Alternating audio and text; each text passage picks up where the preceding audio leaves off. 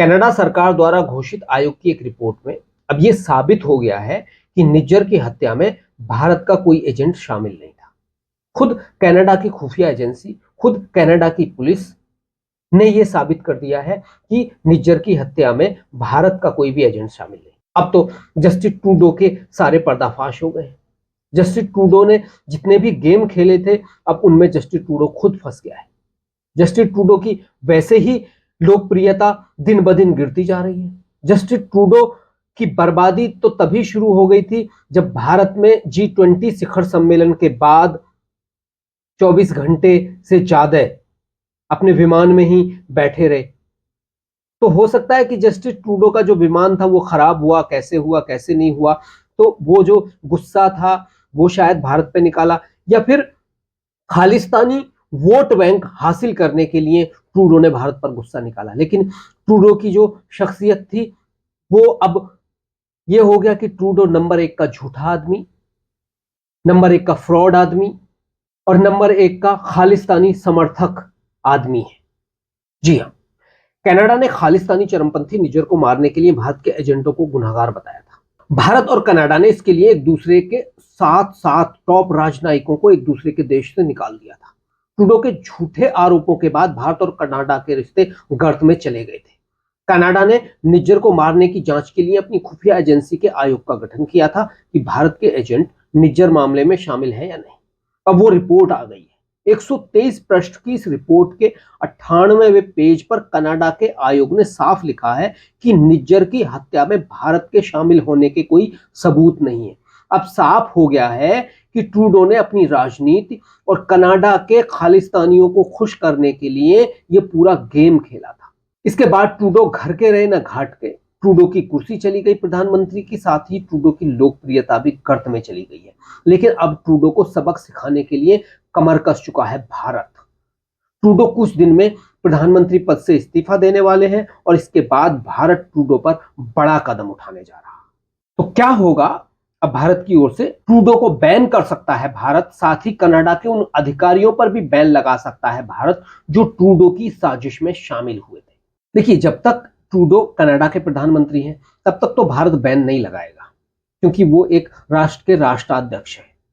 लेकिन जब प्रधानमंत्री पद से इस्तीफा दे देंगे तो भारत के पास ये ऑप्शन रहेगा कि भारत ट्रूडो के ऊपर बैन लगाए, ट्रूडो के का साथ देने वाले उन राजनेताओं पर भी बैन लगाए, ट्रूडो का साथ देने वाले उन राजनयिकों और अधिकारियों पर भी बैन लगाए जो उस खालिस्तानी साजिश में ट्रूडो के साथ शामिल थे। इससे क्या होगा? जब ट्रूडो पर बैन लग जाएगा, उन तमाम राजनयिकों और उन अधिकारियों पर बैन लग जाएगा कनाडा के, तो वो कभी भारत में आ नहीं पाएंगे और भारत के खिलाफ जो साजिश में वो शामिल है, भारत में आकर भी वो जो साजिश है उस साजिश को फेल कर दिया जाएगा। ट्रूडो की एक खासियत रही है, वो खालिस्तानियों का समर्थन हमेशा करता रहेगा जब तक ट्रूडो वहां बैठा रहेगा। तो ट्रूडो हमेशा रहेगा और वो खालिस्तानियों के समर्थन से फिर से भारत की आंतरिक सुरक्षा के लिए, भारत की आंतरिक राजनीति में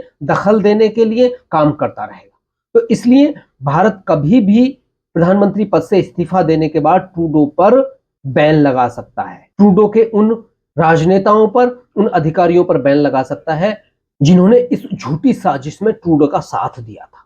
भारत और क्या कर सकता है? भारत संयुक्त राष्ट्र संघ के देशों को बता सकता है कि कनाडा का प्रधानमंत्री झूठ बोलता है और संयुक्त राष्ट्र के नियमों का पालन नहीं करता, जिससे फ्री व्यापार और लोगों की फ्री स्पीच बाधित हुई। अब सबको याद होगा, जब भारत के विदेश मंत्री ऑस्ट्रेलिया में थे तो ऑस्ट्रेलिया के एक पोर्टल ने विदेश मंत्री से सवाल पूछा था इसको लेकर। तो विदेश मंत्री ने वहां सारे सवालों के जवाब दिए थे कि किस तरह से ट्रूडो ने आरोप लगाए और किस तरह से भारत और कनाडा ने एक दूसरे के राजनयिकों को बाहर निकाला। तो कनाडा ने अपने यहां उस मीडिया को बैन कर दिया था, उस मीडिया पोर्टल को बैन कर दिया था कनाडा। तो उस वक्त ही कनाडा ने साबित कर दिया था, ये जो कनाडा या ये जस्टिस ट्रूडो कहते हैं कि हम लोकतंत्र के, फ्री स्पीच के बहुत बड़े समर्थक हैं, तो उस वक्त ही इन्होंने फ्री स्पीच और लोकतंत्र वाली बात को अपनी को झुठला दिया था जब उस पर बैन लगा दिया था उस मीडिया आउटलेट पर। तो उससे ही साबित होता है कि ये खोखली बातें करता है, जस्टिस ट्रूडो, लोकतंत्र और फ्री स्पीच इसके लिए कोई मायने नहीं रखती है। राजनीति के लिए ये किसी भी तरह के खालिस्तानी चरमपंथियों को समर्थन दे सकता है और उसने दिया है, और ये साबित हुई है कि इससे भारत और कनाडा के रिश्ते गर्त में चले गए। भारत के पास एक और ऑप्शन है कि भारत में जो कनाडा की जो तमाम कंपनी है उन पर टैरिफ लगा सकता है भारत, जिस तरह से डोनाल्ड ट्रंप ने। देखिए, भारत वैसे किसी भी तरह के व्यापार युद्ध में नहीं पड़ रहा है।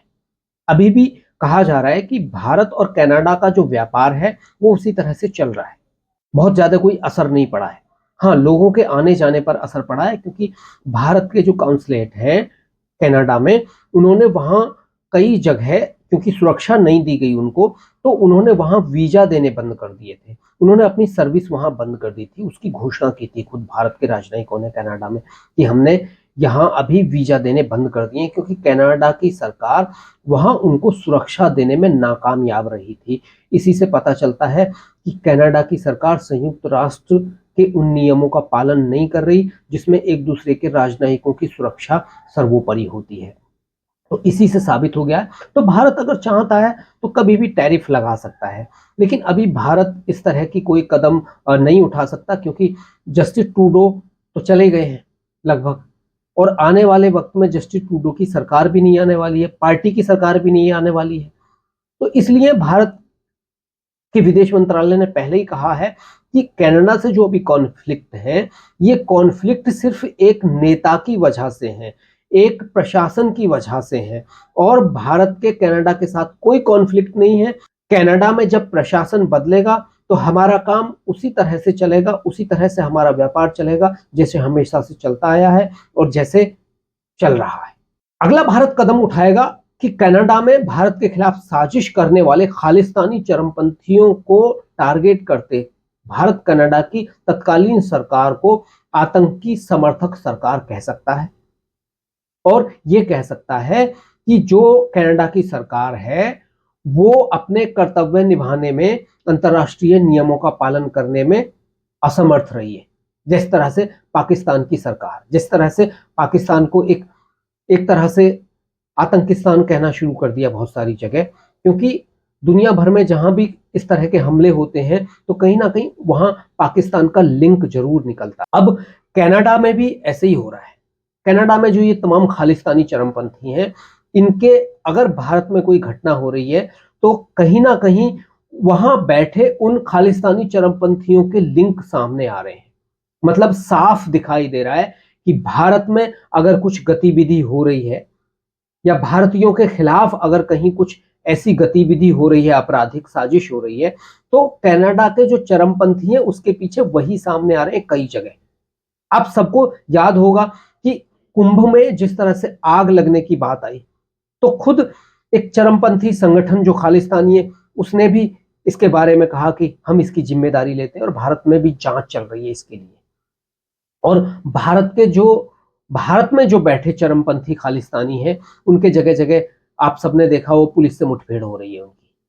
तो भारत को अब ये देखना है कि भारत क्या कदम उठा सकता है। हालांकि जस्टिस ट्रूडो की सरकार अभी जाने वाली है, तो ट्रूडो जब जाने वाला है तो अगली जो सरकार आएगी, अब उस प्रशासन के साथ काम किया जाएगा, क्योंकि 2025 में ही वहां चुनाव है और इन चुनावों तक अभी ऐसी स्थिति रहने वाली है।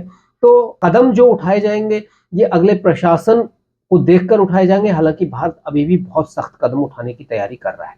जो कनाडा में छुपे बैठे खालिस्तानी चरमपंथी हैं, उनकी लिस्ट भारत फिर से जारी करेगा और इन चरमपंथियों को बताएगा अंतर्राष्ट्रीय नियमों कानूनों के तहत कि देखिए किस तरह से कनाडा में जो तत्कालीन सरकार है वो तत्कालीन सरकार चरमपंथियों को, अपराधियों को अपने यहां बिठाए रखा है। इन चरमपंथी अपराधियों को अपने यहां बिठाकर भारत में होने वाले अपराध को ये समर्थन कर रहे हैं, और भारत में होने वाले अपराध के पीछे ये खालिस्तानी चरमपंथी होते हैं, और कनाडा की सरकार उन पर कोई कार्रवाई नहीं करती, क्योंकि भारत ने इन खालिस्तानी चरमपंथियों को और भारत में अपराध करके जो कनाडा में बैठे हुए हैं उनके प्रत्यार्पण के लिए कई बार भारत ने कहा है, लेकिन कनाडा की सरकार चुप्पी साध गई है, ट्रूडो सरकार। ऐसे में भारत अंतर्राष्ट्रीय संस्थाओं, संयुक्त राष्ट्र संघ से कह सकता है कि देखिए किस तरह से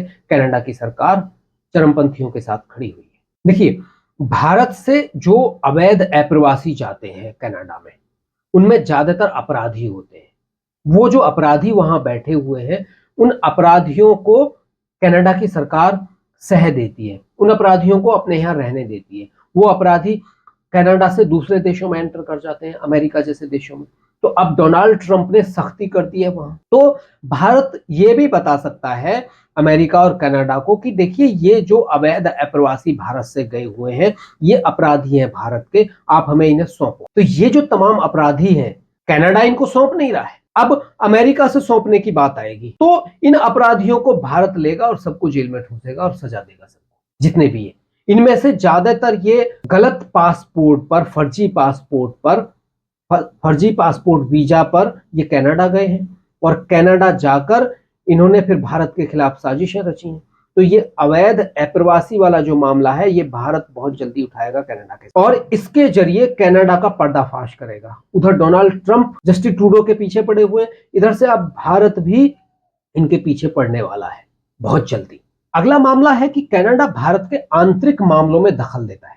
अब सबको याद होगा, भारत के विदेश मंत्रालय ने पहले भी कहा है कि कनाडा के जो तमाम राजनयिक हैं वो भारत के आंतरिक मामलों में दखल दे रहे थे। कैसे दखल दे रहे थे? जो पन्नू है उसने स्वीकार किया है कि हमने 137 करोड़ रुपए अरविंद केजरीवाल की पार्टी को दिया खालिस्तानियों को छोड़ने के लिए पंजाब में। खुद उसने ये स्वीकार किया है। और ये जो खालिस्तानी है, ये भारत की राजनीति में दखल दे रहे हैं। मतलब कैसे दखल दे रहे हैं? ना सिर्फ फंडिंग कर रहे हैं, फंडिंग करने के साथ साथ ये जो तमाम चरमपंथी हैं जो कनाडा और अमेरिका में बैठे हैं, ये भारत में सत्ता परिवर्तन का भी खेल खेलते हैं।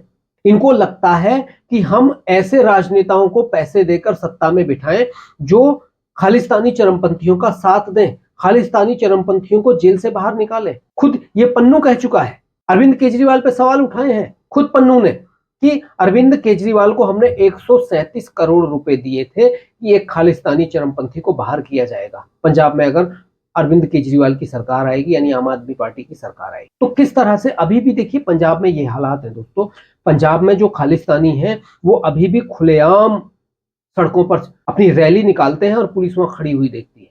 भारत को तोड़ने की खुलेआम वहां रैली निकाली जाती है और पंजाब की पुलिस वहां खड़े हुए देखती है। इसी से पता चलता है कि किस तरह से जो सत्ता में बैठे हुए लोग हैं इन खालिस्तानी चरमपंथियों के हाथ में खेल रहे हैं। तो अब हमें यह देखना होगा भारत की सरकार को कि किस तरह से इन खालिस्तानी चरमपंथियों की गर्दन को मरोड़ा जाए और यहां जो बैठे राजनेता हैं इनको किस तरह से जो फंडिंग की गई है उस फंडिंग की जांच करके इनको भी जेल में डाला जाए। अब ये जो सब हो रहा है इसके पीछे कहा जाता है कि भारत में जो कनाडा के राजनयिक थे वो इसके पीछे रहे हैं। खुद भारत के विदेश मंत्रालय ने इस बात को कहा है कि कनाडा के जो राजनयिक हैं वो भारत की आंतरिक राजनीति, आंतरिक सुरक्षा में दखल दे रहे हैं। दोस्तों, आपका क्या लगता है? आप भी बताइए। आज के लिए इतना ही। नमस्कार, जय हिंद।